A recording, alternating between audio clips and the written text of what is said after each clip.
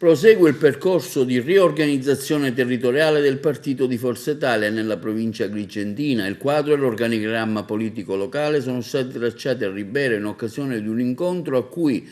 tra gli altri hanno partecipato il vice coordinatore regionale di Forza Italia, l'onorevole Riccardo Gallo, il commissario provinciale del partito e presidente della Commissione Sanità all'Ars, onorevole Margherita La Rocca Ruvolo, l'assessore regionale agli enti locali Marco Zambuto, la coordinatrice regionale di Azzurro Donna Maria Antonietta Testone, il presidente del Consiglio Comunale di Agrigento Giovanni Civiltà e il sindaco di Ribera Matteo Ruvolo, il presidente del Consiglio Comunale Vincenzo Costa, l'assessore Giusy Zibarra e il consigliere comunale Enza Mulè. Nel corso del dibattito è stato delineato l'assetto locale di Forza Italia nella città di Ribera, sancendo una maggiore e più efficace collaborazione tra gli amministratori locali, i dirigenti provinciali e regionali del partito, il governo regionale tramite l'assessore agli enti locali Marco Zambuto. L'Assemblea ha ratificato all'unanimità le nomine del direttivo locale del partito, che risulta composto da Margherita Farrugia, già consigliere comunale, Ciro Marrone, Emanuele Clemente, Antonio Caterinicchia, Giuseppe Urso, Katia Scorsone, Antonio Pipia, Francesco Mariondi.